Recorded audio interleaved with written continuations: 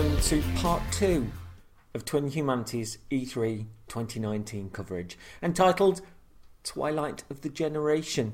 Within this we have the sizzle-hot love triangle of myself, Coffee Jesus, Patrick Stardust and James Carter, talking about the things we've seen. Once again, I will be taking notes from my Twilight New Moon notebook, occasionally and completely out of nowhere interjecting a quote from the pages. Within these pages I've written my gaming thoughts in fruit-smelling glitter gel pens, proving once again that I'm not only the sultry brunette of this podcast, but also an 8-year-old child who got their way when visiting Staples. But on to proceedings, and questions remain. What will Bethesda's conference be like? Could Todd Howard apologise? Will there be any new IPs unveiled? And just which way will Bella's heart sway? Lanky vampire pout machine Edward Cullen, or hunky wolfman's Jacob Wolfmans? Let's find out! And I've written my notes in purple, grey. I probably have glitter on my nose now, like a vampire that's walked this world for an eternity, surely destined never to fall in love. I don't want to find out how that story ends. You've reverse sold me on it. What? Which is interesting, given the show we're about to talk about. Yeah, wow.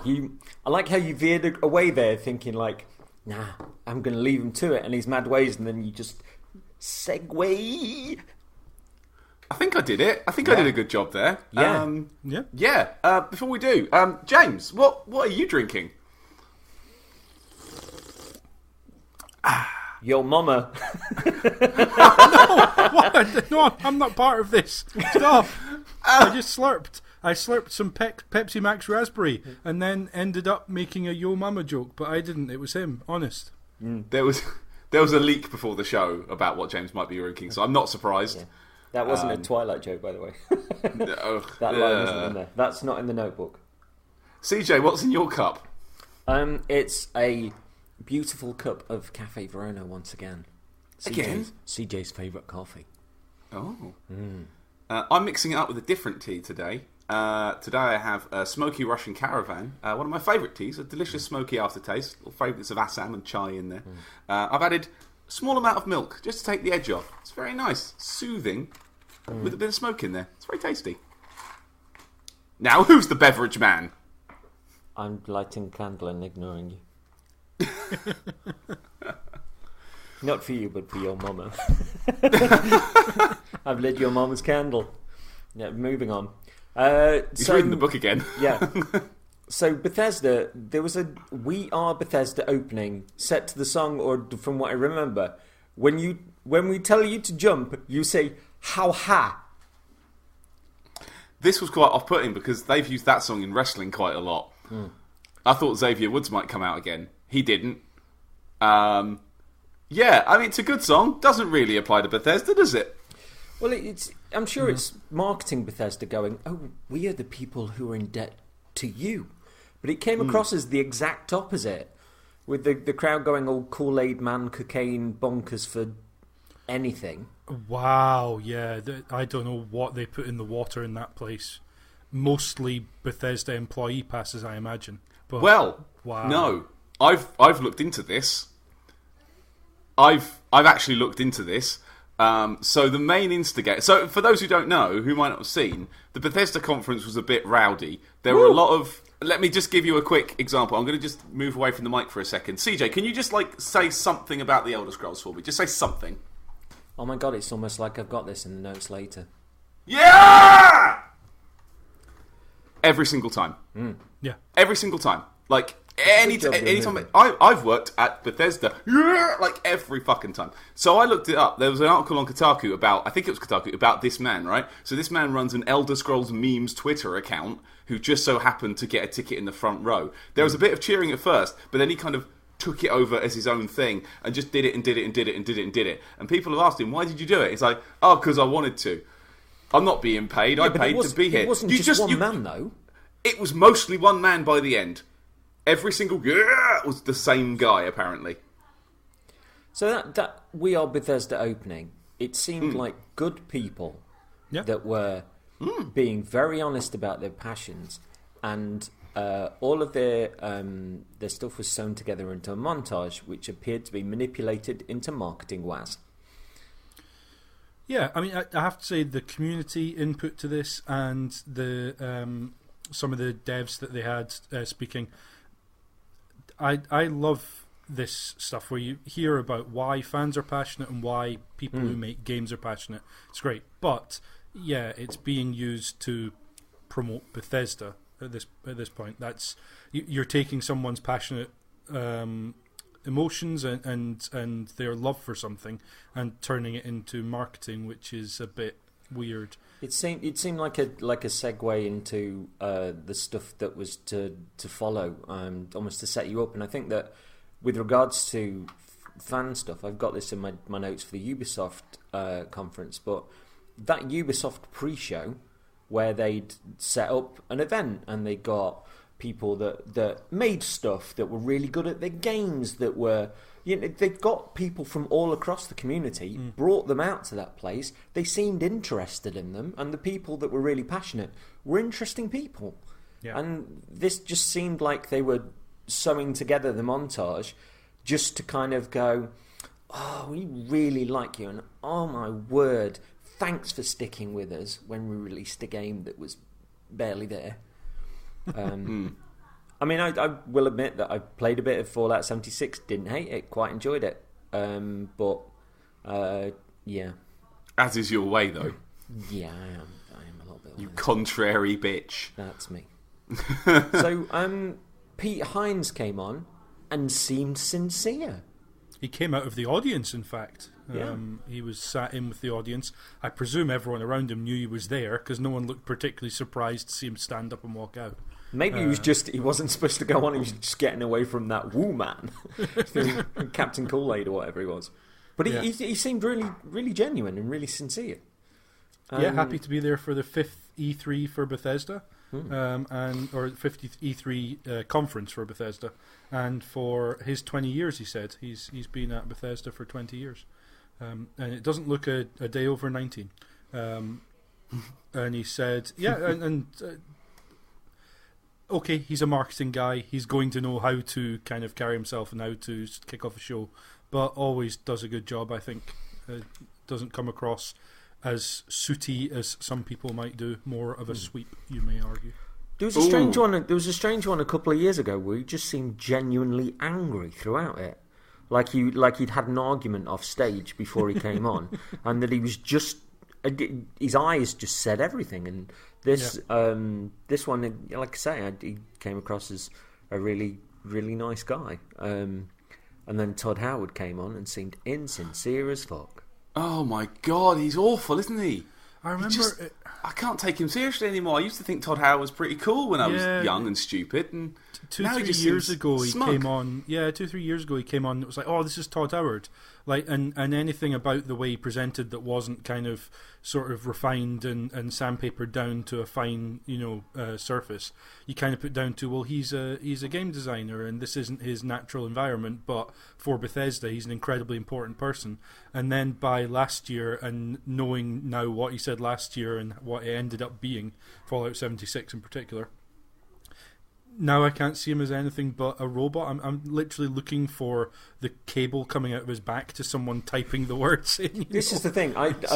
One thought I had when I was watching him at this point was Todd Howard is as Android as Stadia's Phil Harrison, but Todd Howard has outdated charm and comedy DLCs plugged in. They're old, they're worn out, they're done, but they're there.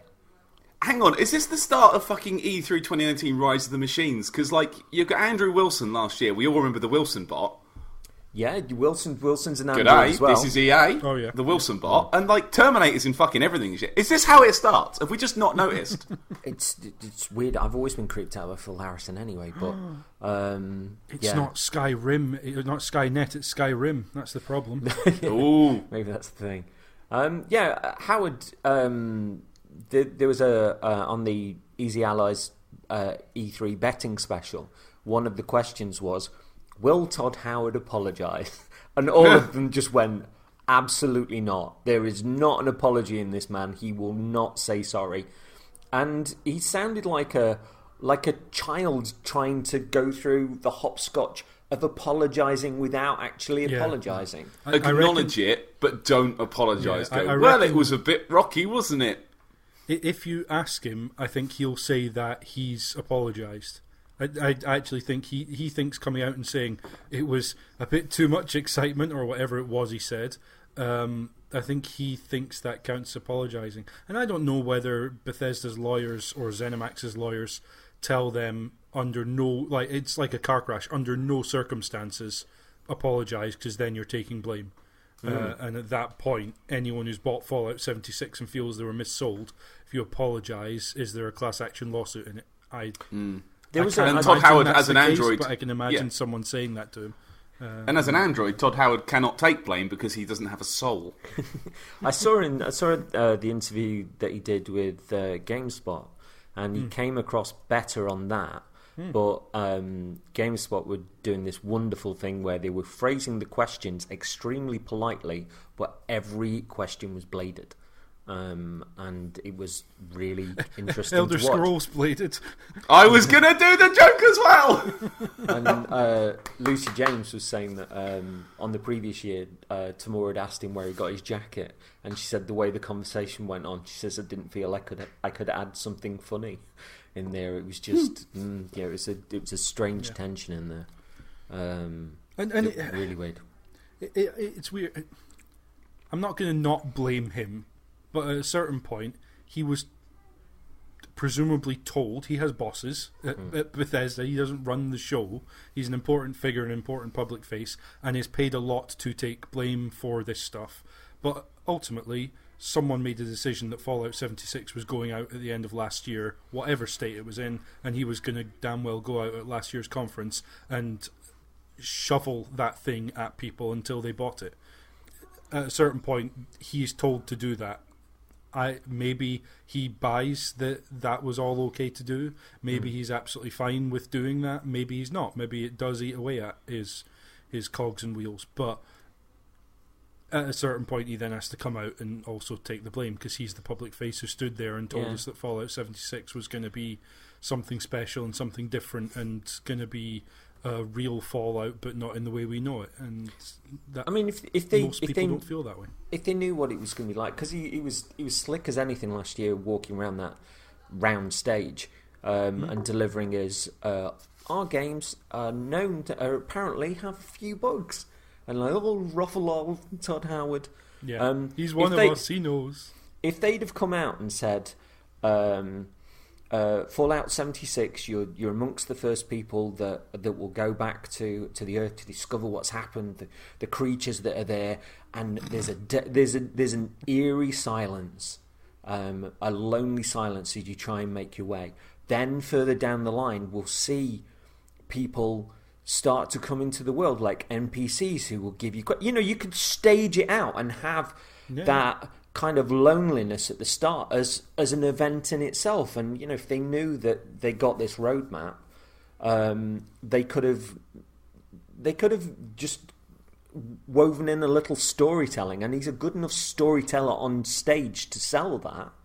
And yet I think that it wasn't what people were expecting when it released, and I think at that point the way that he was on stage last year seemed like a grift more than anything. He knew. Yeah, he knew. You can see it in his eyes. You don't look that smug if you don't know. He knew. Yeah, but it takes... I mean, I've worked in advertising. I've seen some slick bullshitters. Yeah. But to be the way that he was last year, knowing the state that game was launching in, it is just baffling, because it's the opposite end of the spectrum. It's really strange. And, now on the GameSpot stage, he was saying, in hindsight, we'd have done things differently. We'd have had a stress test over a month or so to see what the problems were, and I'd have given access to that to everybody that had bought Fallout 4. And I'm just my instinct was like, yeah, that's what you should have done in hindsight. And then I just went, wait a minute. And I just sort of took a step back, and I thought about the Howard grift. And I was like, this is all this is all smarm again. But at this point, it sounds almost like he wants credit for accepting that they should have and could have done things differently. 100%. It's like, well, no. Okay, you can say that and then demonstrate next time around that you've learned from your mistakes, but it wasn't just one mistake that happened on launch day of Fallout 76. It's everything that was said and done by Bethesda for like 3 months after that game launched. They were still messing up with how they handled that game. I think there's the point as well where it's always been like, Bethesda games are an incredible adventure. Yeah, there's the bugs, but you take that in your stride. And let's face it. In the past, they've had the PS3 issues that they did, and there's a lot there in the background. But people were just like, this it's just Bethesda. But now when you get in the likes of 10 people making Outward, which is a tremendous game with so much ambition. And more than Bethesda have shown in a long, long time in these games. And then it works. Yeah. And we haven't encountered that many bugs, have we? No. And the ones that have been pretty forgivable, to be honest. 100%, yeah. Game crash, fall over, but it doesn't irrevocably break. But also when you're selling me with big ideas as well. Like risky ideas and ones that when they happen they catch you off guard and you go like, oh my god, that was really cool, and it kind of lights a fire under you and stuff. Give me those 10 people that are bravely making something different in that way, and here we've got Bethesda that are still plugging away with an engine that was outdated on 360. Yeah. Well, Pete, hindsight is 2020. Hey. See what I did? I've been trying to work that in for ages. Oh my god, I came up with a joke for you earlier on. What would you call Paddy if he had a builder strength brew and a puppy? Strong team dog. Strong tea and dog. That's all right. Okay. Yeah, it's got nothing good to do with this presentation, but I thought about it. So delivered with all the slick style of Todd Howard. I'm sure Bethesda were thinking, well, we'll get this out of the way, but there were so many other moments which just seemed crass and bland. And as we will discover later, that all of a sudden, through this kind of shit cake, emerges an absolute princess who's everything that these people are not, and enchants the entire gaming universe. But we will come. But we've got a lot of cake to get through yet, haven't we? We certainly have. So we then had Elder Scrolls Blades, which I believe is... Sorry, I'll stop. I was going to do that the whole show, but it's going to get annoying, isn't it? No, your moment. It got annoying the first time round on Sunday night or whenever it was. So. It actively made me angry while I was watching the show. That show could have been an hour long if that guy had shut his goddamn mouth. For the purposes of the audience, we can have quiet woos together. So Elder Scrolls Blades, I understand, is staggeringly pay to win. Yeah. And it's coming to Switch. It's also cross-play with mobile, which I presume is some kind of high-tech bovine lawnmower. I watched videos of this. My note I've written 2 notes about it, and one of them is just wank, wank, wank.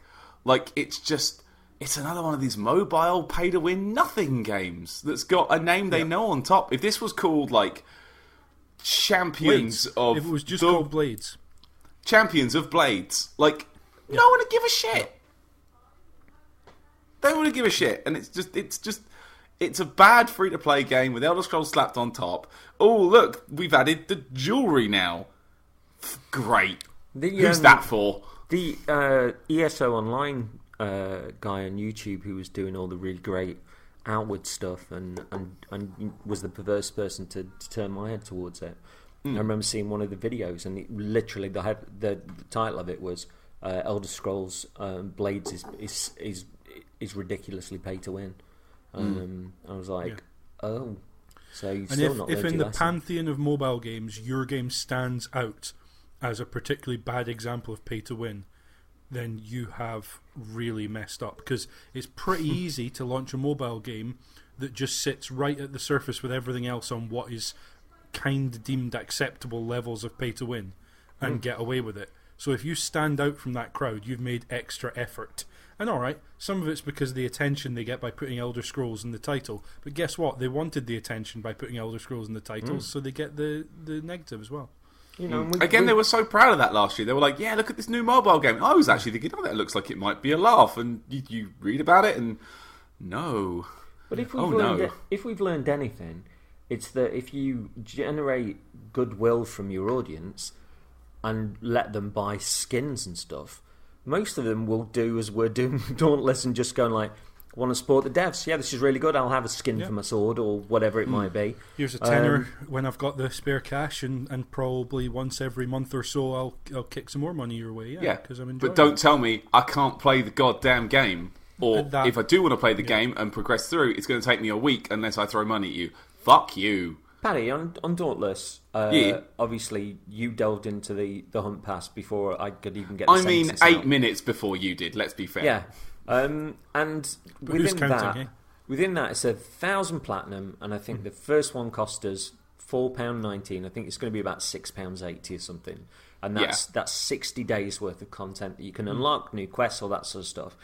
Within that 1,000 platinum that it costs, through working through the Hunt Pass, I think you get 300 platinum back. You get 500. I counted the other day because you get half of it back, and you can spend that on just cosmetic shit. So by the time you bought 2, you've got your 1,000 platinum back, and it's like it's not evil. But the likelihood of us buying a second one is currently staggeringly high. Yeah. Well, I just got a one-fingered push-up emote, and that makes me full of joy. Yeah. This is the kind of hidden secret of Fortnite Battle Pass and Apex Legends Season Pass as well. Warframe as well. First time round, you pay with either currency you've earned. I think in most cases you have to buy that currency first time round. You pay for the pass, and then the rewards for the pass, presuming you are someone who's playing the game fairly regularly throughout the season, mean that you can then pay for the pass from in-game currency next time around with what you've earned. And so, oh fuck! Yeah. Yeah, I mean, I think I didn't even think of that. I think two of the Hunt Passes could technically pay for a third one, and I was going to spend mine on colours. Yeah, I bought some colours today anyway, but I don't mind buying the colours today because I got like a hot pink and also a blue that looks like the Man City Kappa kit from the from years gone by. Yeah. But I've got no problems giving them more money for another Hunt Pass because the actual stuff extra that you're doing for me. I mean, even today, Paddy was like, the new Hunt Pass weekly quests have gone up, and you can do like on mine. They vary from person to person, but on mine I can do 3 of those at once. I've done 3 of mine already. Yeah, I'm like 1 off, and that's 450 Heart Seekers, which is about 3 levels, isn't it? Yeah, about 3 or 4 levels of your Hunt Pass. It's 100 per level, so if you do all 4, you get 6 levels and some change out of that, which is brilliant. Actually, doing your daily and weekly objectives is more than enough for you. So more than enough to get it. I've worked out the maths. If you pick up the collectibles in town and do your Hunt Pass challenges, which are not hard, and it's the sort of thing you'll probably be doing anyway, and encourage you to play the stuff, like, yeah, I'll play the game again. And we're just turning this into a Dauntless show again. Yeah. But it's a good comparison of a free-to-play game that's not hell. It's not hellish. I can just turn the game on now, I can play it, and I can throw money at it. It's not going to give me any fucking advantage in the game. It's going to give me nothing. It's going to give me maybe some grenades if I want to spend hard-earned money on grenades that I can just make for stuff. I mean, it's going to make me look a bit prettier, possibly, or have a new skin for my hammer that looks, like a flower. Fine, but it's not going to impact the actual playing of the goddamn game. I can just play the game now. I can go fight a giant magic beetle. Yeah, and it's one of those things where it's not that there aren't people who have legitimate concerns about that model of monetization, where you are. some people will end up paying way more than they would have if they just paid £60, $60, £40 up front and played the game for the thousands of hours. And so it is a monetization system that is designed to, over the lifetime of however long the average player plays, to make sure they get the money back, and for some players to make sure they get way more money back. It stems from the idea of, well, hang on, once they've paid their $60, we get nothing else out of them, hence DLC, hence expansions, hence microtransactions, hence monetization like this. But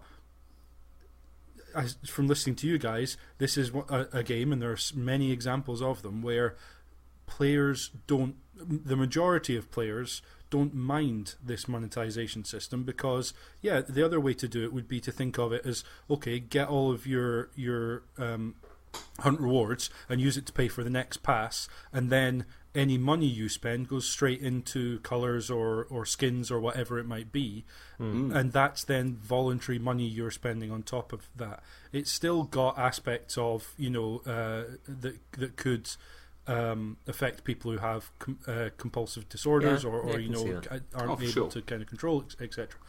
But there's ways to do it where the vast majority of the player base does not feel like they are being fleeced or pushed to spend money against their will, or having aspects of the game held hostage behind paywalls, especially the playing of the game. There was a Harry Potter mobile game came out last year that was notorious for literally having a child being strangled by a plant, and then it popped up and said, hey, if you want to play more, just pay some money now. It's like, that's the sort of way that badly monetized games can end up looking, and that's a particularly extreme example, obviously, but still, there's ways to do this stuff. It's going to sound bad, but monetization, like the way Dauntless does it, it's going to sound bad, but a lot of it is functionally pointless. It's nothing you need. You don't need that weapon skin. You don't need that colour. You don't need any of it. Like, nothing gives you a real tactical advantage other than, I look a bit orange now. Also, it upsets me there's not a good orange colour I can buy. That annoys me. The only orange colour is a heroic one of something, and God knows how long it's going to take me to get that. So that's me in for a while till I get the good orange, because that's my quest, the quest to get the good shader. I am the only person that I've seen in a poncho, which surprised me. I've seen hundreds already. Oh, fine. I thought I was special. You are Captain Not Special. You've got your Linkin Park t-shirt on, and you've got a wallet chain. You are not special. With friends like these, Paddy, CJ? YouTube haircut and all. Don't use the F word. Speaking of which, Fallout 76. Right, hold that instinct. Human NPCs. Holy shit! New main what quest. A weird fucking world we live in. No, new main quest. Woo! Yeah. You fucked it, mate.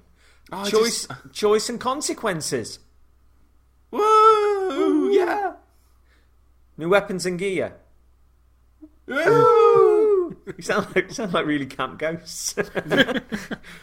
So, as Jim Sterling noted, having these means your game development has just started, not something to add later. This is the EA trick, isn't it? Get into loads of trouble and turn a load of your fan base against you with loot boxes and awful monetization, and then in your next game, announce that you don't have that stuff and get cheers for it. Oh my God! I know I'm saying this a lot this weekend, but it's the prestige. It's so bizarre, isn't it? It's like slap someone in the face, and the next time you see them, presume that they're going to be thrilled when you don't slap them in the face again. No, do it right. No, you don't get the pat on the back for undoing the crappy thing you did previously. That's the bare minimum. What you expect is that them to come out and actually start adding the stuff that players wanted there in the first place. I've got some more woos for you, so to get ready. Okay, hang on. This update is free. Woo! As it should be. Yeah. That's not the right answer. No, sorry. Free trial, 10th to the 17th of June. Woo! Have either of you tried it this week? Of course not. I've played it previously, so. 52 player Battle Royale Nuclear Winter. Woo! Woo! Oh. fake enthusiasm. I can't do it. That just sounds like the most desperate thing ever. That sounds like the most Me Too Battle Royale edition I've heard of. That is literally just, what can we add? Oh, let's battle to be the what was it? You battle to be the vault. An overseer. Does that give you anything other than you win? The combat is the weakest part, and it's got VATS, but it doesn't really work very well. So you battle 51 other players to be the Vault Overseer, the Overseer of whom you killed everyone else.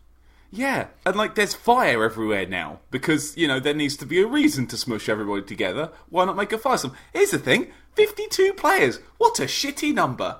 What a weird, that's the same amount as a pack of cards? Maybe? Are they going to include that? Probably not. It's probably all their servers can handle. They probably can't even handle that many. Yeah, they'll probably go to Gamescom and they'll go, you know, we told you 52 player, we've got 24 more players. 76 player Battle Royale. Oh, no, that's next E3. Okay. We hear you. The launch of Fallout, whatever Battlegrounds, whatever we've called it, was a little rough. Battlegrounds is Nuclear Winter is their name for it. I've already forgotten it again. What was that again? It's gone. Fallout, whatever Battlegrounds. That's the new name of it. Woo! Now, and see, here's the thing, right? I've read this a couple of times places, right? So Fallout a few years ago, and I didn't play the original Fallouts, right? Fallout used to be like, you know, nukes are pretty bad, aren't they? That's quite bad these days. The developers like, fuck yeah, we've got nukes. Fuck yeah, we're going to swear on stage about nukes. Fuck yeah, we've done Battle Royale. As we saw last year, nuclear weapons are now just a perk. That's now a kill streak in the game. It's just, what is happening? What was this game meant to be again? All right, it was about the evils of nuclear weapons. Okay, cool. Excellent. Right, that's been the show. By the way, what? It looks ugly as sin as well. Like, can we just say Fallout 76, the NPCs I showed, it looked ugly as fucking sin. It looked worse than Fallout 4. Also, I don't know if anybody. We were talking about the Outer Wilds on the Xbox show. Yeah. There's a 22-minute presentation on Big Jeff's sit-down chat show, which I haven't seen yet, but I have noticed. Oh, they need to call it that. Can they call it that next year? Big Jeff's sit-down chat show. Yeah, there we go. We're on Fight It. Woo! It's the new Parkinson. But the Outer Wilds has had loads of Game of shows as well. Like I saw on Twitter today, like the board, and they just got tons of stuff. So at the point where Outer Worlds, you mean, not Outer Wilds? Yeah, sorry. No, it's fine. It's confusing. It's really unfortunate for both games, but. Can we call it Spooky Space Fallout? Space Fallout, yeah, Space New Vegas. But again, at the point where Bethesda have sort of fucked their audience and are stuffing up their own bread and butter, the people that they fucked over a few years ago with that bonus seem to be releasing something that's actually quite similar, very imaginative, is a technical leap on. And by the way, just had their studio bought by Microsoft, securing their future. So, yeah. It's how many Game of the Shows did the Fallout update get? Woo! And this is the other thing, it's not like there aren't examples of how to do this where you launch a game that it doesn't go particularly well but then make a success of it a year or two down the line. No Man's Sky, Sea of Thieves, For Honor arguably, Rainbow Six Siege. I'd argue Destiny 2 has come leaps and bounds. But these games didn't show up a year after making a mess when they hadn't actually cleaned up their original mess and suddenly make a big song and dance. They put out, like No Man's Sky put out press releases. They went basically underground and waited until they had sorted everything out, had new stuff to announce, put out press releases and started getting good word of mouth without standing there wanting a standing ovation for simply existing and starting to untie the tangled mess they'd got themselves into. And just like the mentality that happened in the past, they were just going, well, Todd, it's pretty bad. We're getting constant aggression from fans and from media outlets. What should we do, Todd? Todd, what's wrong? Todd. And then Todd Howard's just like fuck am I sending out those canvas bags? We got to pay for those bags somehow. Yeah. Put a Battle Royale in. Yeah. It's like they've taken a shit on a plate and then put a piece of ham on it in the form of NPCs and gone, look, it's a sandwich. You're like, well, that is better now. And then they set it on fire with a Battle Royale mode.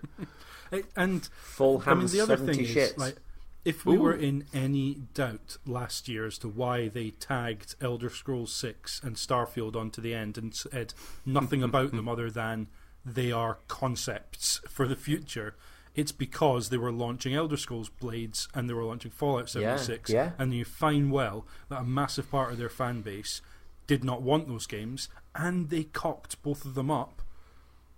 And this year, neither of those two games that were kind of the sticky tape to holding everything together last year, neither of those games appeared because they are years away. What's the reckoning when they do come out on PS5 and Xbox 2 or whatever it might be? They look even older than they do now, because that engine that they're iterating on it doesn't look good now. No. It didn't really look great on 360. No. It looked all right on the original Xbox, but that was pushing it.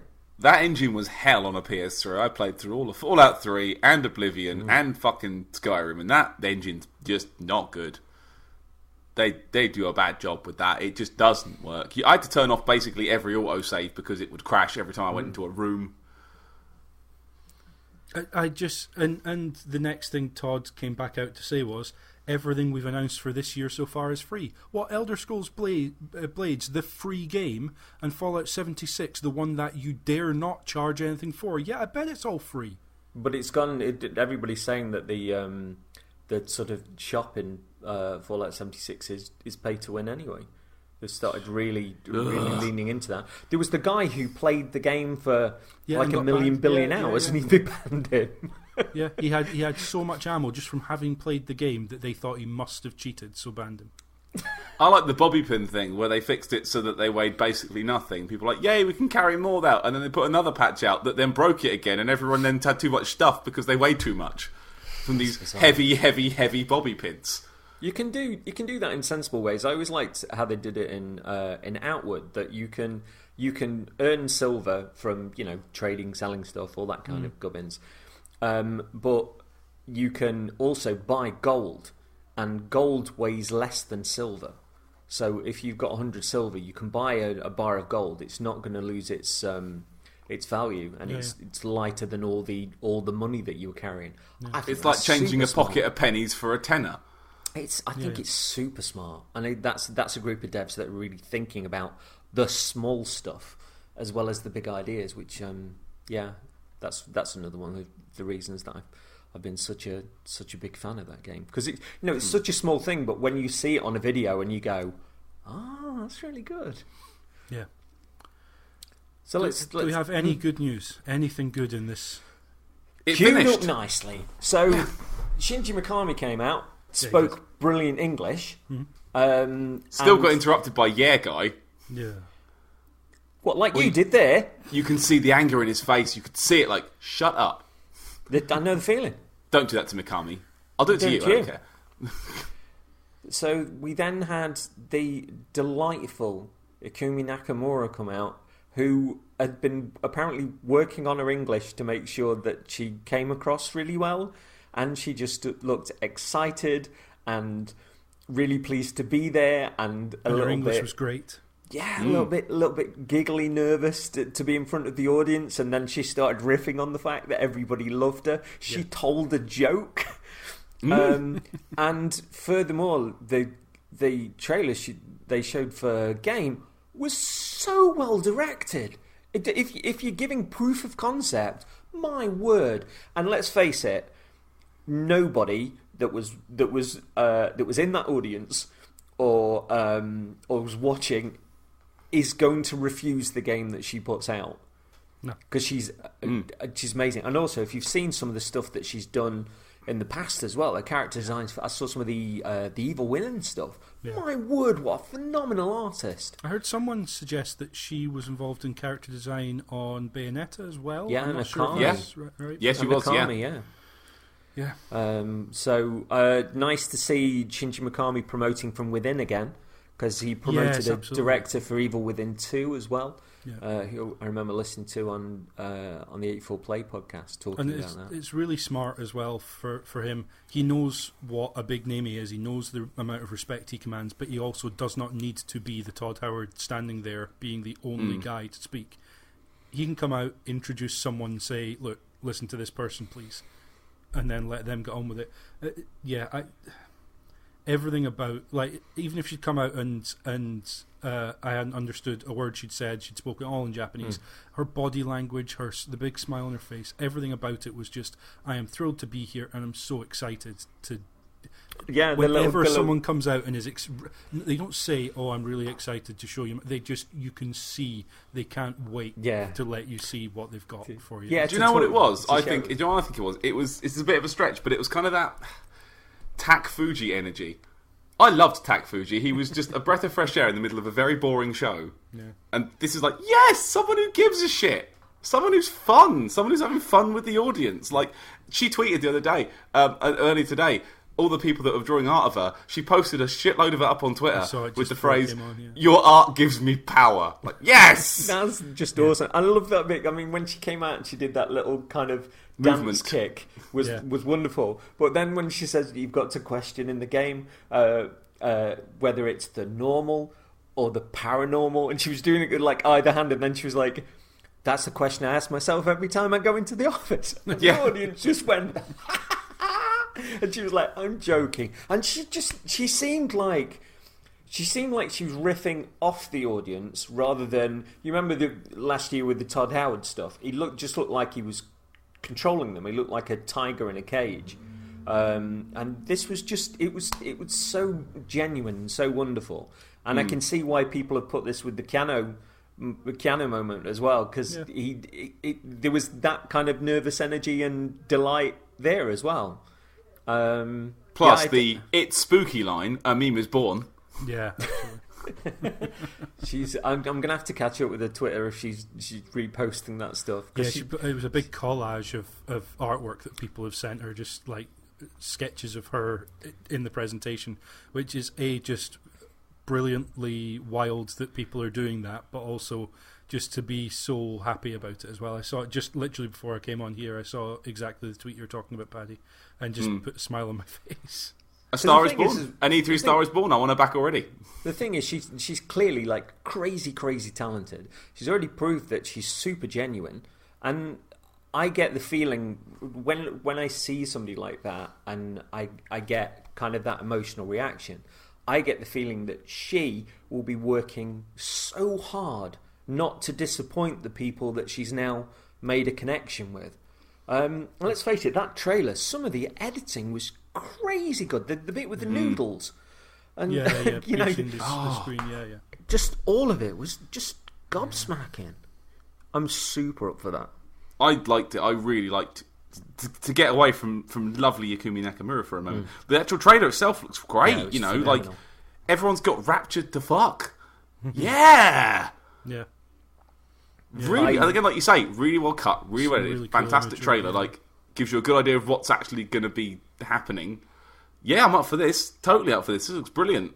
It was really filmic, though, really cinematic, and I think this E3's been coloured by really crap CG trailers that have just gone nowhere and have been pointless and awful. And this was one of those where I watched it and I was just thinking, if that was a film, I'd be up for it.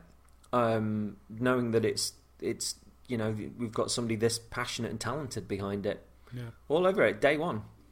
And the other thing I think this E3's been kind of typified by is game devs and publishers who are scared to put gameplay in front of audiences because they know they're going to be held to account if that gameplay doesn't match up to what's seen. Like, we've seen reactions since BioShock Infinite, probably 6 years ago. The puddles in Spider-Man were not as good. Yeah, all this stuff, and so you see a lot more of these CG trailers. And I ended up at Microsoft conference was guilty of this as well. I ended up getting to the end of it and thinking, there's some of these that I don't really know what the game's about.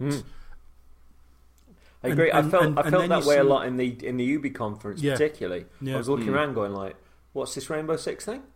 What? Yeah, can we actually, like, you can't just put up you can't, you either need to explain something about the game or you need to put together a trailer like this for Ghostwire Tokyo that is so created and full of imagery and sets a tone so clearly in the mind of everyone watching that they are intrigued by the premise alone and are willing to wait to see the gameplay.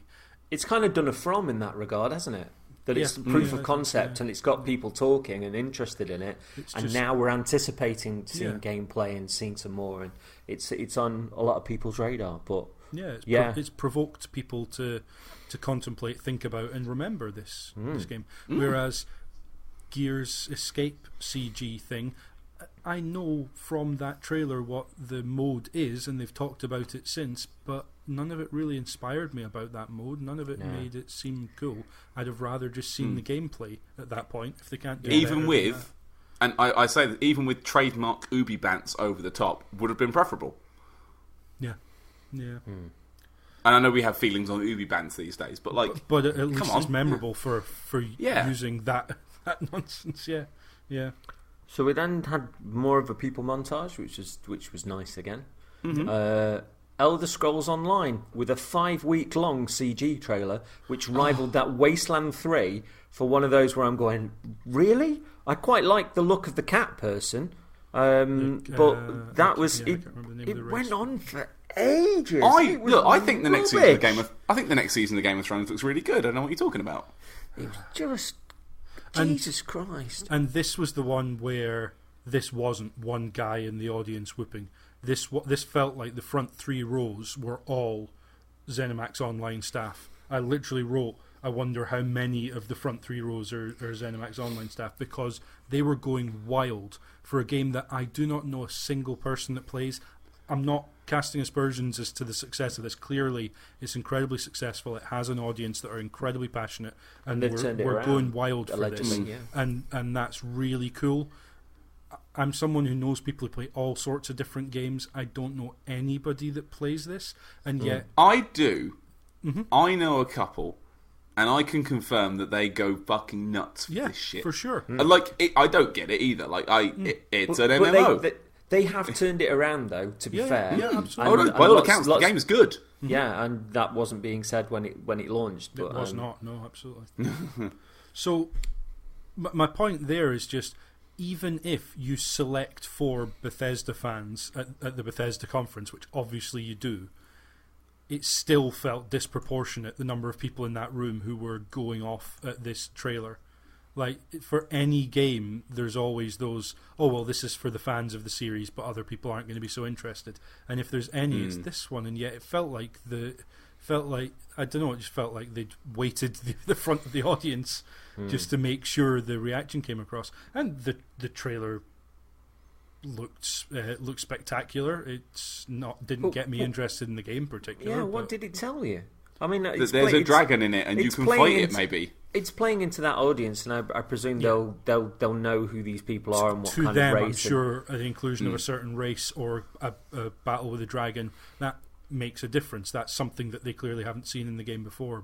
But I quite like to have seen a trailer that was maybe a quarter of that size, that just had edited highlights, and then go into the game and then sort of show me, oh right, that's the cat person in the game, and these are the stakes, and this is oh my god, it looks really pretty. So just transition it into something tangible. Yeah, here's the thing though: the actual game, it's not that interesting to look at.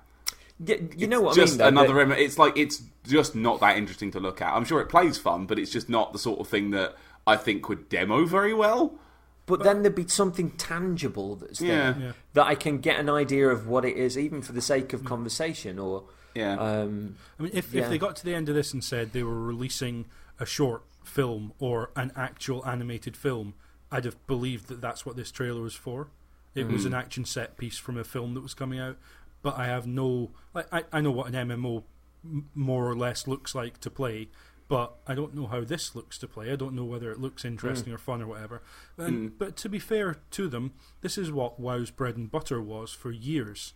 Every expansion, they had this massive, high production value CG showcase. I know what WoW looks like. It ain't any of that. It just isn't there. I was going to make the same point in a second. Yeah, this is exactly how WoW's done it, and exactly how everyone does it these days. Yeah. Also, I'm kind of enjoying the fact that it's called, and I know this is the name of a place within the Elder Scrolls world. It's called Elsewhere. Elsewhere. Elsewhere, but it's just like, where is it? Fucking, we've run out of names. Elsewhere, that'll do. Over there, yeah. Yonder. Rad. The faraway lands. So we then had Commander Keen, one of the first PC action games coming to iOS and Android, notable for the last line, which was, "Can't wait to kick some asteroid." Can't wait to get some mobile currencies. Right, Yeah. here's my one note. It's a kids game, James. It's a kids game. They wouldn't do that to children. It's got kids in it. Here's my note about this, right? These kids, right? This boy and girl are twins, right? What kind of psychotic parent calls the boy Billy and the girl Billy? That's I will psychopathic. I will ask you that when your wife gives birth to twins. No, there's one in there. We've seen a picture. I actually did a little get in the theatre where we saw the picture, and the lady looked at me all funny. I said, "I'm really sorry, that it could have been twins. I was scared." And she laughed at me. So it could be Patricia and Pat Jr. So Pat and Pat. I've just died. I'm dead now. You've killed me. So then we had Pete Hines, who once again said, "Just like you, we love mobile games." He then know your audience there. That Elder Scrolls Pop. Then Pete Hines tries to sell me a game using coffee. No, Pete Hines, no. Video wheels out incredibly cute elven lass. A known CJ weakness. Then a dragon. There's only one dragon in my coffee shop, Pete Hines, and that's me. So take your so-called Elder Scrolls Legends card game and chuff off. Pete Hines. I'm not a fan of this style of trailer either. It's nothing. I've written nothing next to it. I have no commentary. It's nothing to me. It just panders to this notion of players having to be made to feel like they are special center of the... Just like when we get to Ubisoft, we will get to the first game they show and how actually sometimes there's ways to try and show that you don't need to be the special chosen one to be important. I'll leave it at that. These types of trailers, it's just like, can we not, like, Phil comes out, I nearly said yesterday, it wasn't yesterday, at the Microsoft conference, talks about how games bring us together and together we can do wonderful things. And then this trailer is just now one man and his mobile phone. Come on. Just, no, that's... Nothing about this made me excited. Nothing. Yeah, it's. Do you know what? It's times like this, right? That I'm glad when we do our shows like this. I'm glad that we're not IGN or GameSpot or an actual place, because we would have to then go and look at research, like understand what this is, and be able to talk about it. Like, well, this is the news about the game. I like that we get to say what we think, because I have no fucking clue what this is, and I don't want to learn about it. No. And if you came here for that, I'm sorry. Like, it's nothing to me. It's nothing. Oh, Vienna. Don't use my bit against me. It's not fair. Like ESO when it launched, I really hope in a couple of years we're talking about Elder Scrolls Legends being this raging success that the collectible card game fans think is the absolute pinnacle, the bee's knees, the dog's testicular parts. That didn't help make that any cleaner, did it? That wasn't good. Anyway, well, you did say a raging success. Oh! Tag team. Say it again. There will be two rages. Like sailing past on his Segway. So yeah, we got the Rise of Ghosts expansion, new story gear, etc. Actually look pretty good. I do rather fancy having a pop at this when it drops in price, but don't know. Yeah. Oh, it's the ghost thing, because I've written fun trailer, then sad, and for the life of me I couldn't remember why it got sad at the end, but the ghost thing has reminded me why it was like, oh, and now it's serious. No, keep it silly. Let it be the Saints Row of the shooting. Well, it actually looks like a Borderlands that doesn't make me want to vomit into the back of my throat. Yeah. Well, that's what I was hoping for from this game, but by all accounts, by all accounts, the playing of it just doesn't live up to that kind of looter shooter aspect. And but they had a kind of I've written down sitcom trailer. I guess that's kind of the way I put it across. And they're putting in cheat codes, so they're clearly there for people just to have a fun time with this game. Which great. I think that's what they went once for you've with the finished it, you get the cheat codes, don't you? Right. Yeah. Yeah. Because the Danny Dyer pack is part of that, which did make me giggle when I saw it. It made me giggle even more when I saw somebody put it over the top of Skyrim. That was great. It's just like, we will go to Tamriel. You're having a fucking laugh, ain't you, mate? You muppet. Straighten his ring piece. You what, mate? So, yeah, have a look at that. That's Joe Screbbles did that on IGN. It's really funny. They got the Danny Dyer voice pack in advance and put it over the top of Skyrim. It was great. I did like the sitcom trailer. I thought that was quite fun. Yeah. And different from... Now, I did like Andrew WK last year. I know a lot of people didn't, but I like him. He's a nice man, and he has that same energy about him that this game seems to want to emulate. You know, like everything's loud and party all the time. Have fun. And I liked him last year, but I thought this was a nice way of doing something a bit different as well. Like, I was worried they were going to bring out a band at some point, and they didn't, which was good, I guess. But it looks fun. I mean, I don't really play shooters like that anymore. I'm not good enough at the sort of, skill kills, so I never played Bulletstorm, because I was shit at it. But it looks like a laugh, at least. Play it on easy. Because I'm a coward. So, we then got Wolfenstein Cyberpilot on VR. Virtual man logging in. This looks fun. Yeah, I'll leave it to you to let me know about this then.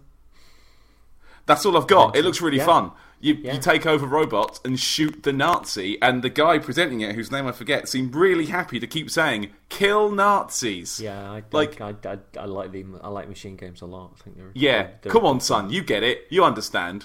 Our game is not political, but you can definitely shoot the Nazis really, really good with a big robot dog. Yes, please. Oh, yes, please. Because Wolfers is brilliant, and that looks like just a fun thing to do. Yeah, absolutely. And it makes sense for VR. Obviously, they can put you in an environment that isn't trying to make a shooter like Wolfenstein work in VR. They can instead strap you into a Nazi war machine and have you turn it on them, as they said. It did just feel a little bit like someone with a clipboard last year when all the Wolfenstein 2 stuff was kind of gearing up to release, kind of said, "Oh, people seem to like it when we say that you can shoot Nazis. Let's see if we can get 10 of those into this presentation." And I don't disagree with the sentiment, and it gives me a nice big grin on my face when they say it, but it did feel like that was diminishing returns by the end of this. I'll give you that. I will definitely give you that. But yeah, no, they're taking the right attitude with it, I think. Yeah. Where you're sitting in a machine shooting from a seated position, that's the best kind of VR game. The kind of VR game where you stand up. I've tried Skyrim in VR. Good God. It's a nightmare. I want it to be good, and you have to stand up. And every single time I'm playing it, Laura would say, "You're looking at the wall." I'm like, "I'm not looking at the wall." She said, "Put your visor up," and I've turned 90 degrees, and I don't know how. But I like Bethesda, like mobile games. I don't.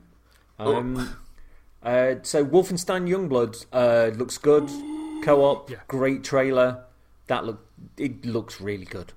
Carpenter Brute soundtrack as well. Is it? To the trailer, at least. I don't know if it's the game, but the soundtrack, the trailer, at least, was definitely Carpenter Brute. Dirty. Yeah. It's techno fight music. Oh! and it's in co-op as well, which is cool. I'm well up for that. I've still not played New Colossus. I played the shit out of the New Order. Thanks, CJ. And the Old Blood. Thanks, CJ. You're welcome. Yeah, played those games a lot. Really, really like them. I've been meaning to pick up New Colossus. I just haven't got round to it. It's on Game Pass. I was going to say if you can pick up a cheap copy somewhere, or even better. Well, I was subscribe. I was going to ask, Too Many Games James, if he's fitted it in yet. So. I played New Colossus when it came out. Yeah. No, this looks brilliant. The sense of humour looks fun. The two leads look like a laugh without being over the top. They just look fun. But that's the thing. You need to brace yourself. they will be over the top. Like it's fine. New Colossus is anything to go by for the tone of this, and it looks like they're turning it up even a bit from New Colossus. They will be over the top, but you'll still want more. You'll still, as long as they lean gently. They don't start at 10. You work up to 10. I don't care if you're at 10. You just can't start there. You have to let me buy me in a little bit. Get it ridiculous and more as it builds up. That's why Saints Row 3 is way better than Saints Row 4, because Saints Row 4 starts at 10, and yeah, it's funny, but it kind of has nowhere to go. Whereas Saints Row 3 lets you build up to the stupid. I like Saints Row. I do. I like that kind of fun. Like, just don't take it too seriously. Let's have a big laugh shooting the Nazis with a friend. Hey! Which you can do from July 26th, I think that is. Oh, and Switch at launch as well, which is obviously good, because Wolfenstein 2 New Colossus came to Switch after the fact, I think. I'd imagine it's panic button again, because they got quite good write-ups for their conversion, didn't they? Yeah. So we then had Arcane Leon with two men who looked like they could be a match of button pressers away from one another in a character creator. I thought, right, for a second, I didn't think you meant Leon the place. I thought there was just a bloke called Leon. It's Arcane Leon, the wizard. That sounds like the sort of person that we would see in Dauntless. Yeah. You just that's all right, it's not God tier. Arcane Leon's my new Dungeons & Dragons character. I was so thrilled to see people from Arcane out on stage, because since Dishonored 2 Death of the Outsider, or just Dishonored Death of the Outsider, which was a couple of years ago now, I've just been chomping at the bit to know what they're working on. I know they've kind of shelved Dishonored, but it turns out they've been working on both of the Wolfenstein games that we just heard about. And also, did they not do Prey? No, that was so. Arcane was founded in Lyon, but they also have Austin, Texas. They have a studio there. Oh, okay. Austin, Texas did the Prey one, which was itself 2 years ago. Now it was Prey 2017. Wow. So yeah, it's been a couple of years since. I think that's right. Yeah, 2017. I'd still keep meaning to play Prey. Play Prey. I'm replaying it this year, because we're going to be caning and rinsing it. Would you say you're repraying it? I'm repraying. Yep. But yeah, I'm a big fan of the Dishonored games and a big fan of Prey. But the Dishonored games and that studio, I think they do an incredible job with world building, and so I just want to know what they're working on next, and now I do. But yeah, enough of the pedigree. Let's see what these chums talked about. Oh dear. Come on. Come on. It's a time rewinding loop game. Let's pass to James. I don't actually remember anything about this game. I remember looking at my notes and going like, Deathloop. I don't remember anything about this game. Shame on you, sir. Shame on you. Rewatch this trailer. And then rewind it again, because it's a time rewinding game. Hey! So yeah, if I was to sum up the trailer, I would say it was the State of Decay Heartland trailer that we saw at Microsoft, mishmashed with any time loop game that we've seen already. It's two people talking from opposite perspectives, one about preserving the time loop by killing someone, one about trying to break out of the time loop by killing someone, and it turns out they're two assassins trying to kill one another. I think that's brilliant. I like that setup. I think that process. The trailer was good. Like, you get building and building, and the kind of the scenarios he's in will be the same one, but the guy now knows a move ahead and knows what's coming, so he can then block it and change it, and it changes again. I am looking forward to the inevitable third act turn where they realise they've got to work together. But yeah. Like, is it going to be a two-player? Is it going to be single-player and you choose a character? What is it? Each one about, I do not know, but I'm so thrilled just at the possibility of that. It just sounds like it shouldn't work, and I can't wait to see whether it does. I'm excited to see, because they say it's going to have that sort of trademark Arcane Leon the Wizard skill set where you can just kind of approach things however you want. You can be Big Boy Gungo, you can be Heidi, you can be like all switchy magic power stuff. Like, do it how you want. It just looks like a laugh. Yeah. I don't even know what the game itself will look like. Is it a third-person game? Is it a shooter? Who fucking knows? It looks like it's going to be a laugh, though. Yeah. So the other thing that might jog your memory is this had kind of like a 70s vibe with the kind of intro. Oh, it was good. I think I remember something a little bit about the art style, but literally, I'm going to have to watch the trailer again because I don't remember. It had a couple of We Happy Few vibes at the start, I thought. Yeah, okay. Yeah, a little bit. I'm surprised I didn't remember it then. It doesn't give away much of what the game's about, but knowing the pedigree and being chums, no, I can't really do the same joke. You raid at him and didn't raid at mine. That's not fair. What? Between the two of you, it's just like a pedigree brewery. Fucking, we invite on a big shot from Kane and Rince, and suddenly the jokes are funny. Oh, I see. Yeah, I see. It's all about timing, Paddy. Woo! But yeah, is that coffee in your nose, or is it just shit? No release date and no gameplay, and they talked very much more about what they're aiming for rather than what the game's going to be. But I can't wait. Paddy? Yeah? I had to keep moving. If I stopped looking for him, it was over. Life, meaning, over. It's Bella on Edward. So with the Orion streaming service, even if your internet is pants, your game won't shit itself. They didn't say that, I did. Bollocks! Bollocks, bollocks, bollocks, bollocks, bollocks, bollocks, bollocks, bollocks. I've written fucking streaming piss. The 9th game in the Bollocks series. Bollocks and bollocks. So once again... Also known as Bollocks Retribution. And I know I'm going to slightly contradict myself after my closing comments on the Microsoft show, where I feel like I need to kind of pay a bit more attention to streaming now because of my own life situation. Stop with everyone doing it. How many subscriptions do I need? I understand that you think it's going to work well, but like, oh yeah, your games are going to run amazingly on your machine. Make it work on my machine, Bethesda. You're bad at that. I don't going to trust you with making someone else's computer work if you can't make my computer work. That's the most astute piece of commentary you've given in all the years that we've ever podcasted. And I'd like to note that it came after a New Moon Twilight quote. As if it fired you up and your brain just went, ooh. I've snapped. You've done it. Woo! So the weird thing about this is I'm not convinced this is a consumer service or product. They talked about they'd approach streaming from a software side. That sounds to me like they've found ways to streamline the amount of data that needs to be transferred along the stream. I got that impression. But she was playing it on a phone. It looked like shit. Yeah. But Bethesda are, as far as I'm aware, they are not ever going to have a server set up to match Google or Microsoft. This sounds to me like something that should have been at GDC.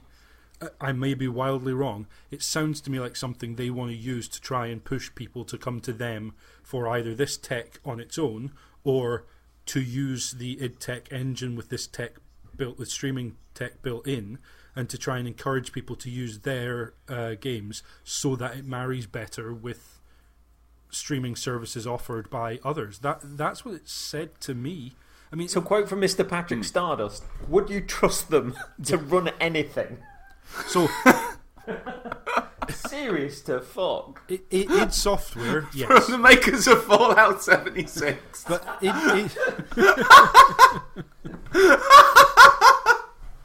We've got a Battle Royale mode in it. It won't work. Bethesda, where are all the characters in the game? They're coming next year. Woo! We're streaming them because the internet's down. It's taken a while to load. My quests aren't there. They're coming next year. Woo!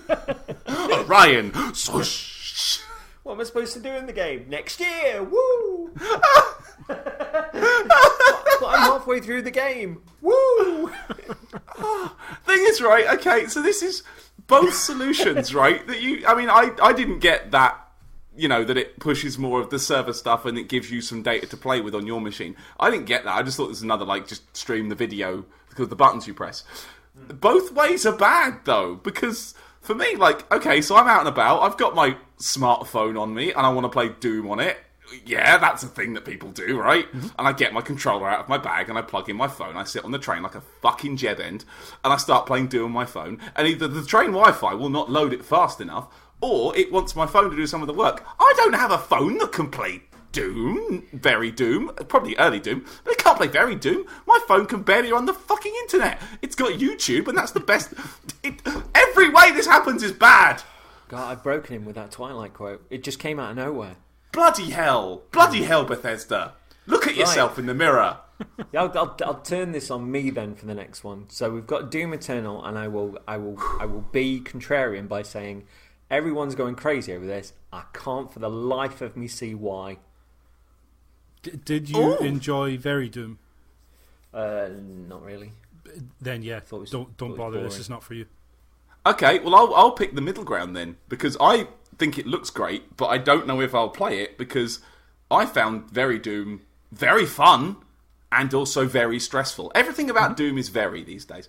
I could play a level at a time once a day, and it was a lot to take in. I'm not that kind of good at shooting games as these things go, and the focus on go.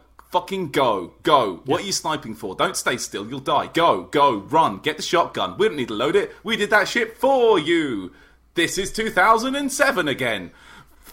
It looks great. Visually looks like Doom. You go to heaven and shit now, and apparently Doom's a platformer now with big shiny power-ups. Cool. But will I play it? Probably not, because I'd want to finish the first Doom first, and I don't know if I've got it in me. Yeah, fair enough. Yeah. And now let's ramp up to James.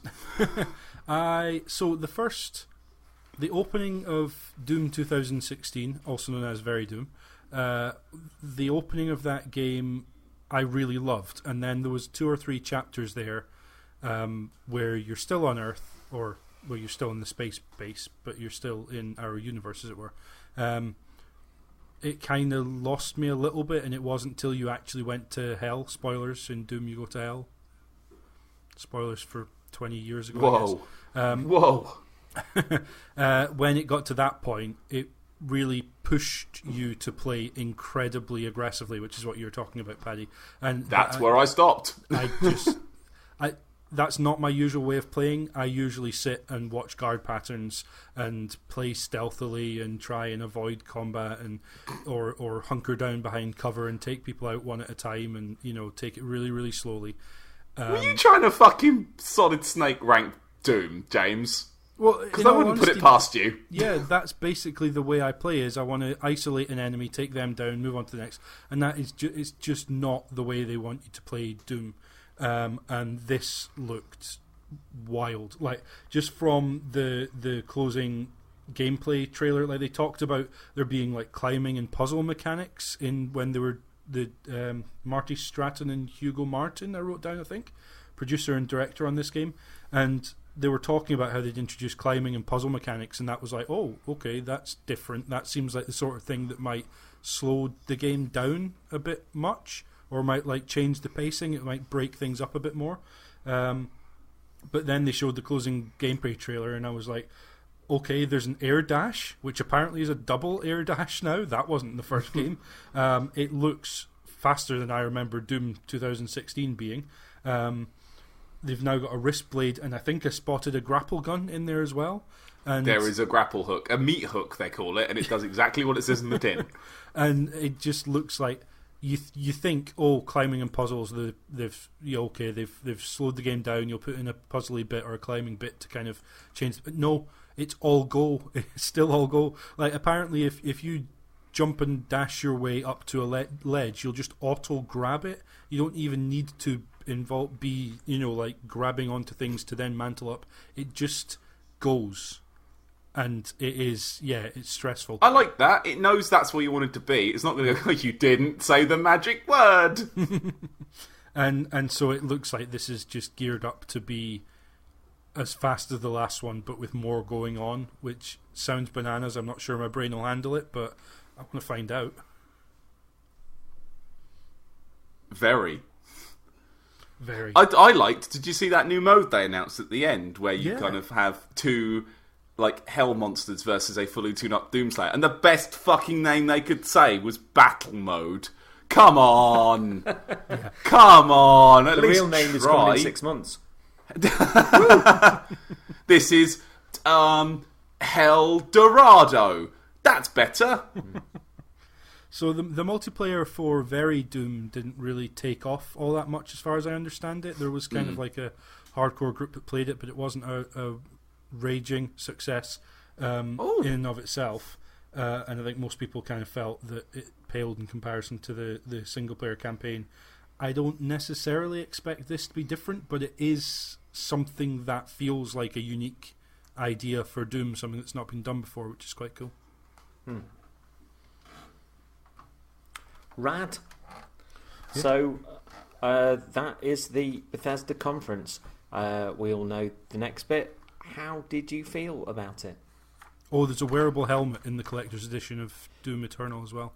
Well, and that guy was wearing one, none wasn't of this he? cat helmet. Wearable helmet. Why? And I fully expect when it comes out, it will be a paper mask.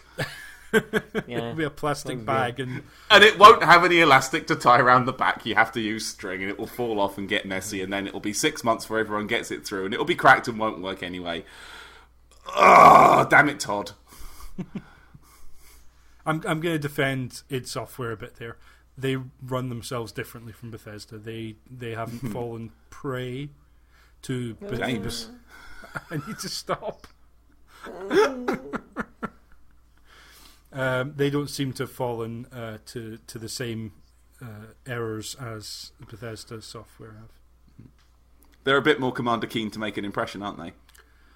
This is going out. This is getting out of hand. Man, I'd step back and don't steer the ship for a second. And Mamma Mia. Right. So, any closing comments, or have we just said it all, or would that just mean more puns from your end? No, we can sum up. I can sum up. So the Bethesda show, I think. Firstly, thanks for the woo. I think, firstly, the Bethesda show would have been probably 10 minutes shorter if the crowd had shut their fucking mouths. Like, just wooed at appropriate times. I don't mind when crowds are genuinely excited about something. I've got a couple of good examples of that later, where it wasn't annoying. It's like, fair enough, they want to see the thing. But wooing when a man says that he's worked at Bethesda for 12 years, like, why? A man has job. Come on. I thought this show was very boring for the most part. Yep. A whole lot of nothing. A whole lot of games that aren't games I'm going to play. A whole lot of games that we know don't work. A whole lot of just nasty bad practices. A lovely, sparkly, beautiful flower of spooky in the middle. Just a beautiful flower in the middle of this plate of shite shaped like food. And then a lovely pudding at the end of Doom, which did look tasty, but I am allergic to pistachio, so I won't be eating it, but I do think it looks nice. That is the full course of Bethesda. Yum. Yeah, I mean, I don't disagree. If I ever had any interest in Fallout 76, which I didn't really, I certainly don't now, not after this, 6 months since release. Any of their mobile or MMO stuff just isn't for me. If people are listening to this and are disappointed that I didn't have kind words to say, I'm really sorry. They're just not my kind of games. See Square Enix for where I'm going to be saying a lot of that as well, unfortunately. But and I will be sitting in a beanbag with a bag of crisps, just going. It's okay. This isn't Cane and Rinse, right? You haven't got to be diplomatic, open-handed with your criticism. You can just call them twats if you want. It's fine. But like 8 people listen and Bethesda aren't. So just do it. Go nuts. Enjoy it. Take your feet off. Take your shoes off. Take your feet off. And to be fair, the Wolfenstein games I already knew were coming. I didn't see anything there that changed my opinion on them, but a nice reminder that they're coming. What they showed looked cool. The highlights for me are the new stuff. Both Deathloop and Ghostwire just look... I know very little about them. It seems ridiculous to get excited. I'm excited for both. Can't wait. And then Doom Eternal is just... Doom is one of the best shooters. Very Doom is one of the very best shooters I've very played.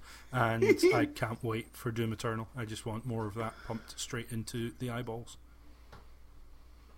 I thought it was a pretty awful show. I liked to the fact that it was boring, but it did have the highlight of Ikumi Nakamura, which is just one of the highlights of the entire thing. Yeah. So did I get that name right? Yeah, you did. Cool. I got my notes in front of me. Yeah, so she's amazing, and that game's come out of nowhere, and I'm super looking forward to it. So yeah, I'm just focusing on that blessing that we got in the middle of it, which also showed up everything that was before and after it as well, because it just wasn't as good. in my opinion. Join us next time when we will do another show. Goodbye. Goodbye. Bye.